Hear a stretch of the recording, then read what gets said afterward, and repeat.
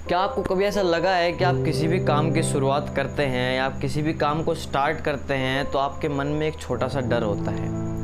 आपको लगता है कि कहीं मैं इस काम में असफल ना हो जाऊं। आपको लगता है कि ये काम मेरे बस की बात का नहीं है।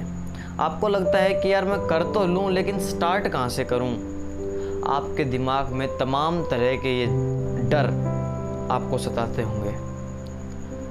अगर आप मेरी बात से सहमत हैं तो आइए कि इन प्रॉब्लम्स को सॉल्व करने की कोशिश करते हैं। हम एक कहानी के माध्यम से समझते हैं कि इन प्रॉब्लम्स को सॉल्व कैसे किया जा सकता है। क्योंकि कहा जाता है कि कहानी में वो ताकत होती है जो हमारे जीवन की हर प्रॉब्लम्स को सॉल्व कर सके।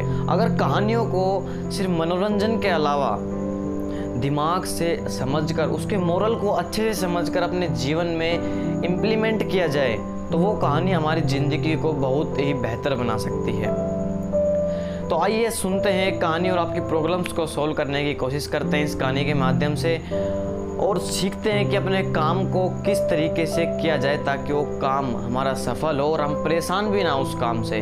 तो आइए सुनते हैं कहानी। बहुत ही बड़े राजा जिनका नाम था शिवाजी अपना सारा साम्राज्य खो बैठे थे। किसी दूसरे बड़े राजा ने उनके महल पर कब्जा कर लिया था और अब वो बिल्कुल सड़कों पर आ चुके थे। अब शिवाजी महाराज घूमते घूमते अपने घोड़े के साथ शिकार करने के लिए जंगल की तरफ निकल पड़े। जंगल में इतना दूर जा चुके थे कि अब शाम हो चुकी थी। अब वो अपने घर वापसी जाना संभव नहीं समझ रहे थे। पास में एक छोटी सी कुटिया थी, उसमें रहने का उनने फैसला किया। कुटिया के पास गए, दरवाज़ा खटखटाया, एक बूढ़ी अम्मा घर आई। जैसे ही शिवाजी महाराज ने बूढ़ी अम्मा को देखा तो उनसे सवाल किया कि माताजी, शिकार करने के लिए निकला था अपने घर से और अब इतनी दूर आ चुका हूँ कि अपने घर वापसी नहीं जा सकता। क्या आप मुझे आज रात को घर रहने की इजाज़त दे सकती हैं? माता ने उन्हें एक सम्मान पूर्वक और एक मेहमान के रूप में उनको रह लेने की जगह दे दी अपने घर में। अतिथि के रूप में रात होती गई। अतिथि के लिए खाना बन रहा था। खाने में बनाए हुए थे दाल और चावल। तो अतिथि के लिए खाना परोसा गया, चावल को डाला गया, चावल के बीच में गरम गरम दाल डाली गई। जैसे ही अतिथि को परोसा गया, खाना बड़ा ही स्वादिष्ट लग रहा था देखने में। जैसे ही अतिथि को थाली परोसी गई और उन्होंने खाना शुरू किया, वो चिल्ला उठे। जैसे ही वो चिल्लाए, माताजी निकल कर आई। माताजी ने पूछा तो जैसे ही माताजी ने पूछा तो शिवाजी महाराज ने जवाब दिया कि माताजी, इतना गर्म खाना? माताजी तुरंत बोल पड़ी कि यही गलती तो हमारे शिवाजी महाराज कर रहे हैं। यहाँ पर समझना गाइस क्या मतलब इस कहानी का, कि यही गलती तो हमारे शिवाजी महाराज कर रहे हैं। शिवाजी महाराज को कुछ बात समझ में नहीं आई। फिर माताजी ने तुरंत ही उनको पानी पीने को दे दिया।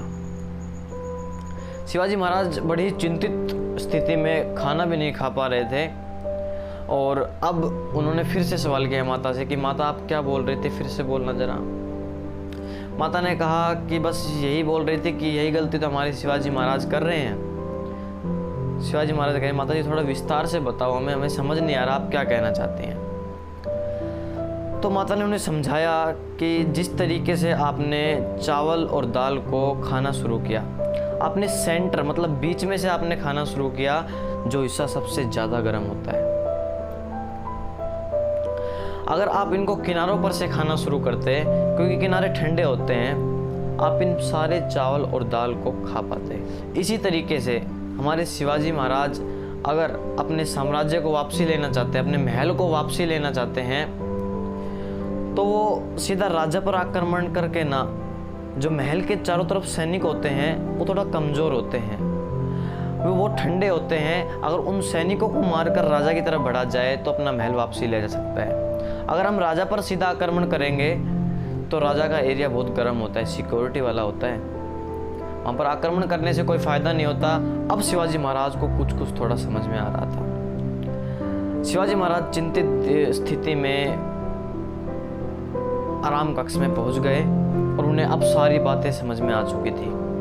अब उन्होंने फैसला किया कि अगले ही दिन वो अपनी सेना तैयार करेंगे और अपने साम्राज्य को वापसी लेने के लिए फिर से एक बार प्रयास करेंगे। अब उन्होंने फिर से प्रयास किया और अगले दिन अपनी इस पूरी सेना को तैयार किया दोबारा, और सेना को तैयार करके दोबारा राजा पर आक्रमण किया, राजा के महल पर आक्रमण किया। लेकिन इस बार सीधा राजा पर आक्रमण ना करके साइड के सैनिकों को मारते हुए राजा पर बढ़े और अंत में अपना सारा साम्राज्य वापसी ले लिया।